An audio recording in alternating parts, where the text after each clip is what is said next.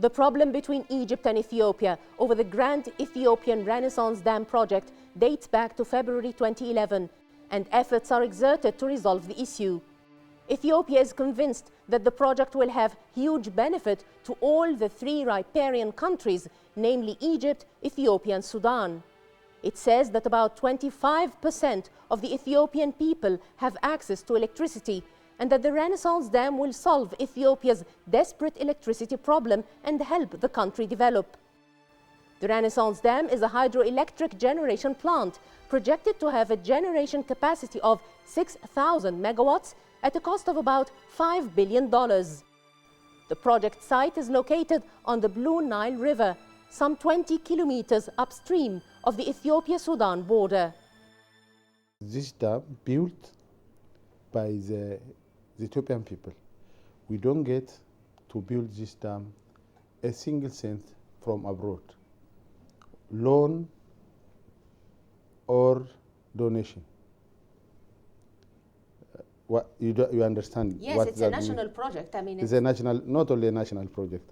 We are not getting anything on the Nile Basin at all, because Egyptians are active on diplomacy than Ethiopians. So this dam is not a government project. It is the project of 90 million of Ethiopians. When the Ethiopian people deciding... We're 90 million too. Yeah, of course. Yes. we are the same.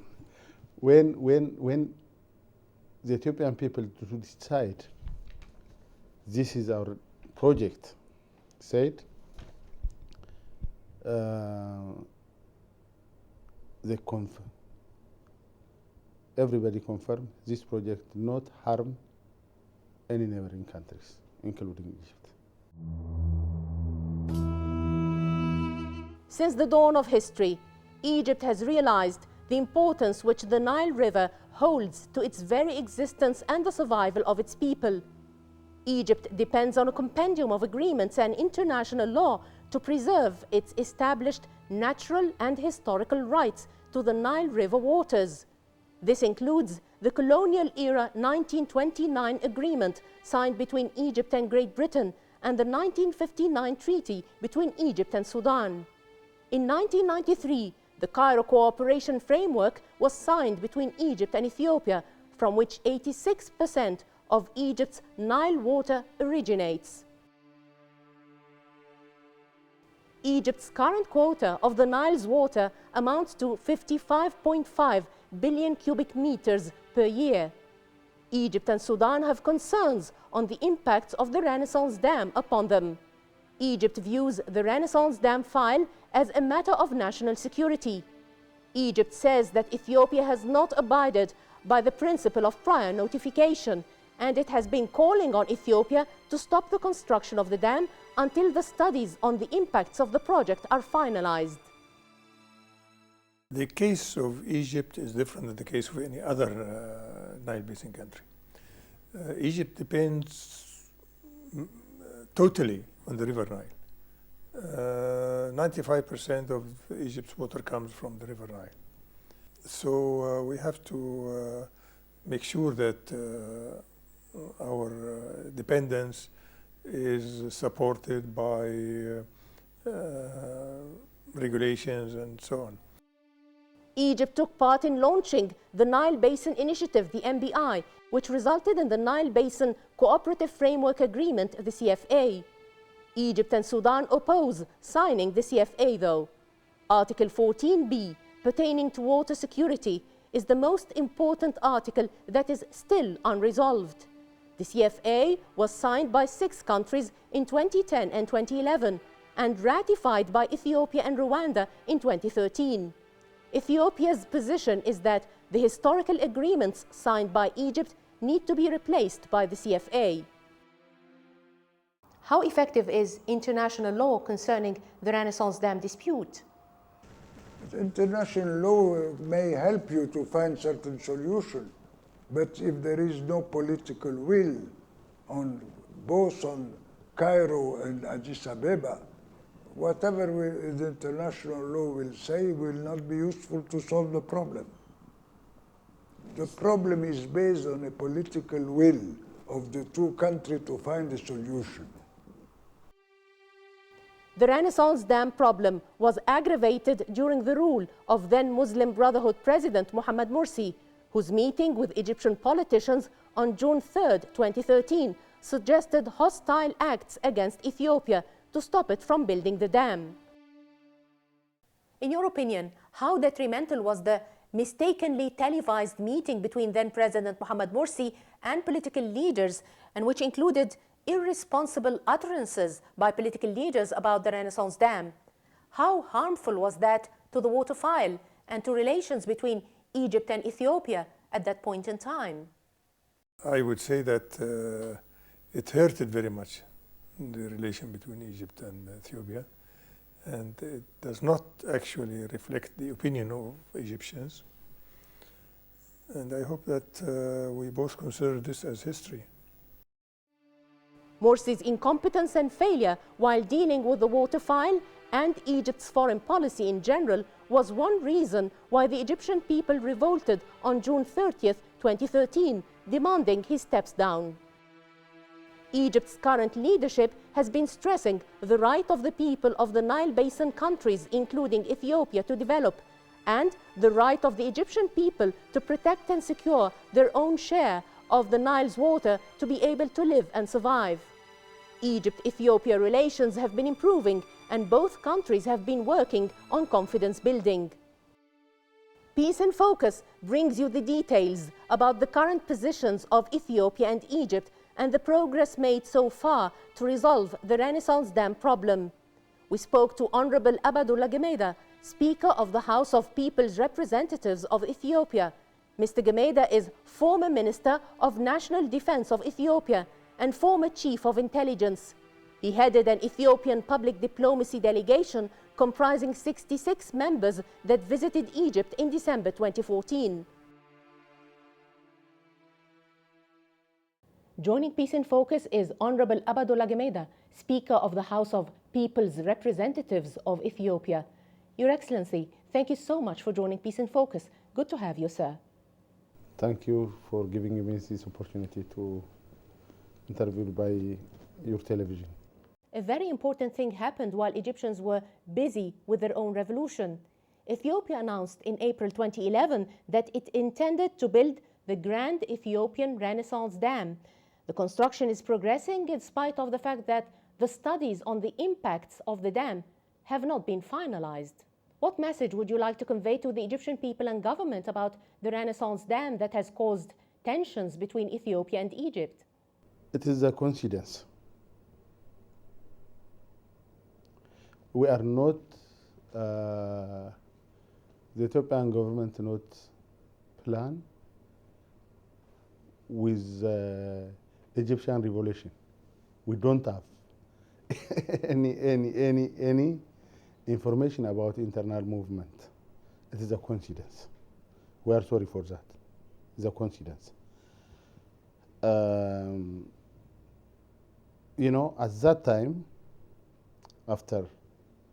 before the parliament, the past parliamentary election going on, many countries were signed on ratifying the CFA. And the Egyptian delegation came to me, myself, from Foreign Affairs, accompanied by the Egyptian ambassador to Addis. And they came to me, they told me, please, don't rectify the CFA. Already that was on the parliament, on the table. They came to me on Monday. We were going to rectifying on Tuesday. They had. You mean the framework agreement? Yes, on our parliament. They came to me, please, we are not elected the parliament, and we are in the problem, don't rectify it. We discussed, we stopped for 3 months. After that, as you know, there was a public announcement which was during the rule of then President Mohamed Morsi. Yes. Wow, this is the televised meeting. Yes, this is bad. So after they send us please, let's stay. And after we take it seriously, and they announce it, it's not good. So we actually are not taking seriously, because the best thing is to discuss, not to announce or to declare anything. So not, as I told you, it's a coincidence. We are not taking the advantage. Secondly, our late Prime Minister came to Cairo for the first time to explain this issue, talk with the leaders. Thirdly, to build trust, we suggest, our government suggests, to establish joint, not only from three countries and other international experts on water, to come together and to see everything, and to, if there is a new thing come out from that report, to see. So that was our proposal, not the Egyptian proposal. To what extent will Ethiopia be committed and abide by the recommendations of the international consulting firm decided on by Ethiopia, Egypt, and Sudan to study the impacts of the Renaissance Dam? If the firm finds out that the Renaissance Dam will have detrimental repercussions on Egypt, will Ethiopia abide by the recommendations of the firm? The Ethiopian government have a confidence on that building, on that dam.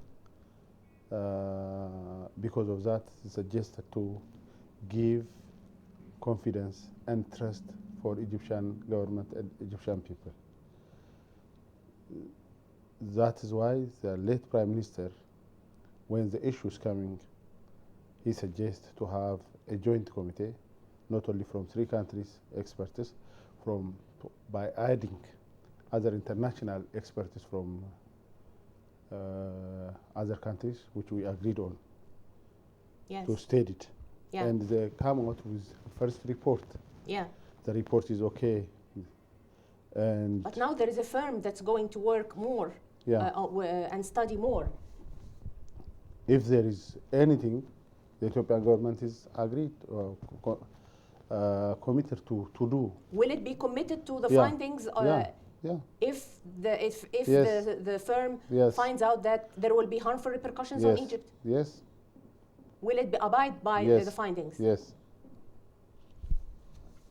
Yes. It's nice to hear it from the Speaker of the Parliament.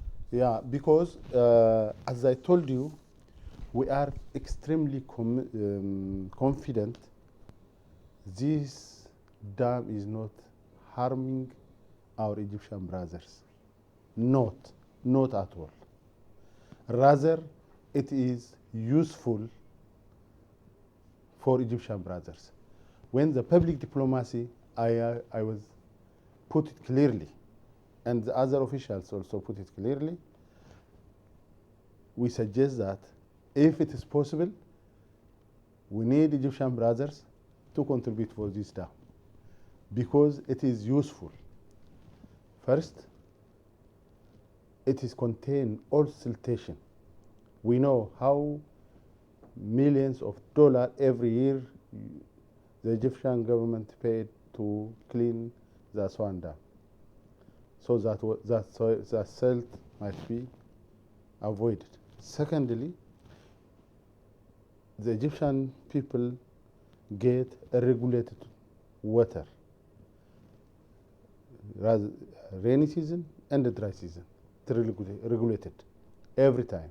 So, Mr. Parliament Speaker, if the study, the findings of the international consulting firm decides that there will be harmful repercussions on Egypt, Ethiopia will be abiding by the findings, yes, and the recommendations. Yeah. These firms have to come by three countries. That is it. Yes, it has been decided by the three countries to have this consulting firm, international consulting firm. If it finds out that there will be harmful repercussions on Egypt, Ethiopia will be abiding by the recommendations and will be committed. Yes. So why are you progressing with the work then and constructing the dam when the studies are not finished, finalized? We are confident. It is not harmful for Egyptian people. It is not hurting Egyptian people. And if it was found out that there will be harmful repercussions on Egypt, then you will be committed to the findings? Yes. That sounds great. Honorable Abdullah Gemeda, Speaker of the House of People's Representatives of Ethiopia, thank you so much for joining Peace in Focus. It has been interesting talking to you, sir. Thank you for giving me this opportunity to interview by your television. Thank you, sir. Peace in Focus also covered Egypt's position on the Renaissance Dam. We spoke to Dr. Mahmoud Abu Zaid, who played a pivotal role in launching the Nile Basin Initiative. Dr. Abu Zaid also took part in the negotiations related to the Nile Basin Cooperative Framework Agreement in his capacity as Egypt's Minister of Water Resources and Irrigation between 1997 and 2009. Joining Peace in Focus is His Excellency Dr. Mahmoud Abu Zaid, President of the Arab Water Council, Honorary President of the World Water Council, and former Minister of Water Resources and Irrigation. Dr. Abu Zaid, thank you so much for joining Peace in Focus. Good to have you, sir. Thank you. It has been reported that the Nile Basin countries are tired and even fed up of first getting permission from Egypt before using the Nile River for any development project, for using the Nile River for irrigation, for instance. As you already know, this is required by the treaty signed during the colonial era between Egypt and Great Britain in 1929. How important is the principle of prior notification? Is it intrinsic to the 1929 treaty, or it's also embedded in international law governing shared rivers or international rivers? Well, let me start by saying that this is not to take permission.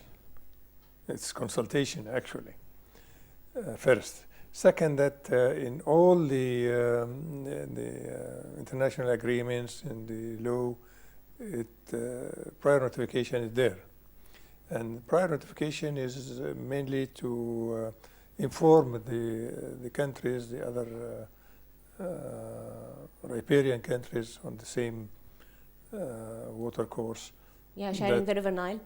Yes, sharing the river or any water course, actually, that we are planning to construct this sort of project and submit the designs and specifications so that the countries will look into it and see if it will cause any serious harm and answer if there are any objections. If there are any objections, then they would consult and discuss why these objections are valid or not.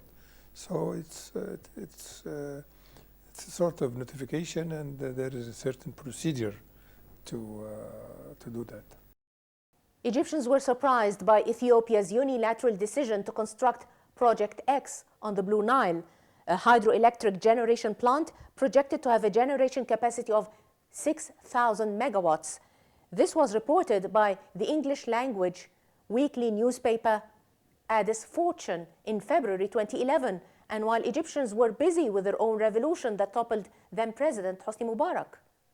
In April 2011, Ethiopia announced that it intended to build the Grand Ethiopian Renaissance Dam, previously known as Project X or the Millennium Dam. Would you call Ethiopia's announcement prior notification? No, I don't think so, because they announced that building will start. I mean, they're not asking if we think it has any negative impacts or not. They said we started doing that. So it's not prior notification. What should have been the procedure taken by Ethiopia had it decided to abide by the principle of prior notification? It should have written to the Nile Basin countries, telling them that we plan to do this, and here are the preliminary designs and the specifications, and if you have any objection, please tell us. Huh? And impacts and all that? Well, not necessary, but we, when they inform us, we will look into the impacts and see. Of course, if they tell us these are the impacts, it could have been much better. And how much time, like the time factor, I mean, how much time should it... Well, usually the procedure, there is a procedure for prior notification. A procedure put by international organizations in the international laws and so forth. But it might be about 6 months. So within 6 months, if we have an objection, we should tell them. If not, then it's an approved. Speaker of the House of People's Representatives of Ethiopia, Badola Gemeida, informed me that Ethiopia's Prime Minister later visited Egypt to explain the situation to the Egyptian government. Would this move be considered prior notification? No, because we should look at the designs, we should look at the specifications and examine it and see what sort of studies and so on. It's not just to tell them that we are going to do that. This is not... The government of Ethiopia invited in good faith the two downstream countries, Egypt and Sudan, to form an international panel of experts to study the impacts of the Grand Ethiopian Renaissance Dam and address some of the concerns of both countries, Egypt and Sudan. Would this be considered prior notification? Well, when Egypt objected to the procedure by Ethiopia to build a dam, and the revolution came, and in good faith, Ethiopia accepted to form this tripartite committee that will involve experts from the three countries and international experts, and will look into the project details and decide if there are any side effects or and this is not a prior notification. I mean, it's a joint work, which is prior notifications should happen before the construction, not when while the construction is going on. Yeah. Oh, this is a de facto thing then. Of course.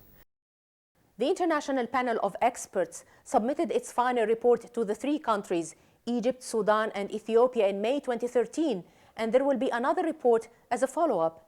Looking at the 2013 report, do you think that the documents submitted by the government of Ethiopia to the panel about the Renaissance Dam were enough, updated, accurate, and reliable? Well, if we look at the report of the tripartite committee, the three countries experts committee, the international panel of experts, the international panel of experts, the May 2013 report. Yeah, it says that the studies are not complete, the designs are not complete, and they are very preliminary, and additional work is needed. And it seems that there are negative impacts on Egypt and Sudan, and they asked for additional work. So, this is the situation after the panel of experts. Submitted their final report in May 2013 to the three countries. After 18 months. Which important documents were not submitted? None on the environmental impacts have been submitted. Nothing on the economical studies have been submitted. Nothing on the safety of the dam have been submitted. This was completed afterwards. Studies on the spillway, some of the technical additional studies were required. So would you call the documents lacking Yes, to take any decision? Of course. What do you think of the findings and recommendations of the May 2013 final report submitted by the International Panel of Experts? To carry on additional studies, and they indicated mainly in the area of the environmental area and economics. These were the main suggestions, and these were taken to the 3 countries, and as you said, they decided to have another committee that will look into these studies and submit the report, which is in the process now. Ethiopia is continuing the construction of the Renaissance Dam in spite of the fact that the studies on the impacts of the dam have not been finalized, and it justifies this by reiterating that the dam is not harmful to Egypt and that it will be of benefit as it will solve Egypt's problem of siltation.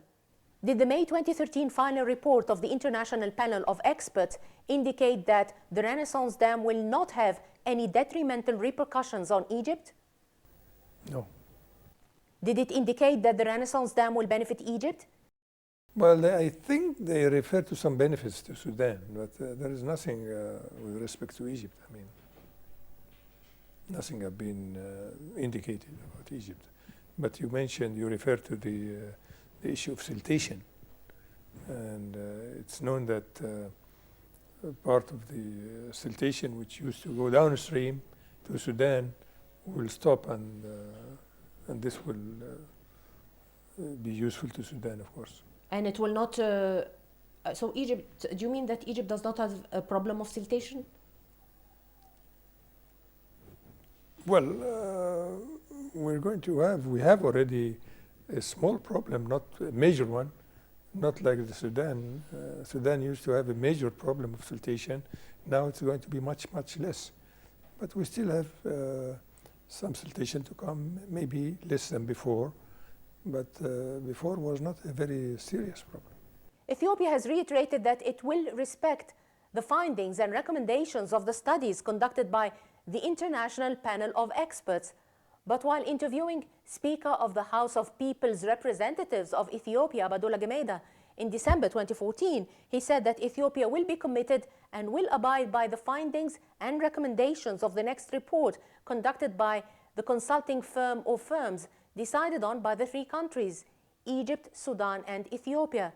What do you think of this, and how binding are the words of the Speaker of the Ethiopian Parliament? Well, this is very, very good news. If it's binding, we will welcome that very much. And maybe, well, this is a little bit different than what our experts are receiving from the technical stuff. You mean that, that what you always receive is the position that Ethiopia will respect? We'll look into it. Not even respect? Well, respect, of course, they respect, but it's not a commitment. How can the Renaissance Dam problem be resolved, and how much has been achieved? We believe that it's going to have some serious side effects on Egypt, and probably Sudan too, not as much as on Egypt. And unless we sit down and we both look into that in details and try to see solutions to these side effects, the problem will continue. What are Egypt's main concerns, sir? The impact or the effect on the downstream flow, both during filling and during the operation of the dam. The impact on the high dam electricity and the lake levels. The impact on downstream groundwater levels and on water quality. All these, but the most serious is the effect on the amount of water which will be released to Egypt, will be reduced considerably. Your Excellency, Dr. Mahmoud Abu Zaid, President of the Arab Water Council, Honorary President of the World Water Council, and former Minister of Water Resources and Irrigation, thank you so much for joining Peace in Focus. It has been interesting talking to you, sir. Thank you.